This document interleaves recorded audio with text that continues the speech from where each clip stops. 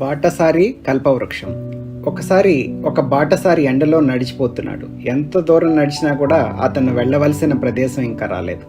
ఇంతలో దూరాన ఒక చెట్టు కనిపించింది. ఆ చెట్టు దగ్గరికి ఆ వ్యక్తి పరిగెట్టుకుంటూ వెళ్ళి దాని నీడలో నిలబడ్డాడు.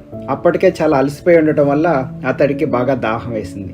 ఎక్కడైనా నీళ్లు దొరికితే బాగుండునే అనే ఆలోచన వచ్చింది. అలా అనుకున్నాడో లేదో తక్షణమే అతడి ఎదురుగుండా ఒక నీళ్ల పాత్ర ప్రత్యక్షమైంది. ఆ నీళ్లు త్రాగానే వాడికి ఆకలి వేసింది. అన్నం తినాలనే కోరిక వచ్చింది. ఆ కోరిక తలసింది తడుగా వివిధ రకాల పిండి వంటలతో రుచికరమైన భోజనం కనపడింది. కడుపు నిండా తినేసరికి భుక్తాయాసం కలిగి నిద్ర వచ్చింది. వెంటనే మెత్తని పాన్పు ఎదురుగా ఉంటే బాగుండుని అనిపించింది. వెంటనే అది ప్రత్యక్షమైంది. దాని మీద అటు ఇటు దొర్లుతూ ఆ రోజు జరిగిన విచిత్రమైన సంగతులన్నీ అతను నెమరు వేసుకున్నాడు. నేను ఏది కోరుకుంటే అది జరుగుతుంది, ఇదేదో వింతగా ఉందే అని అనుకున్నాడు మనసులో.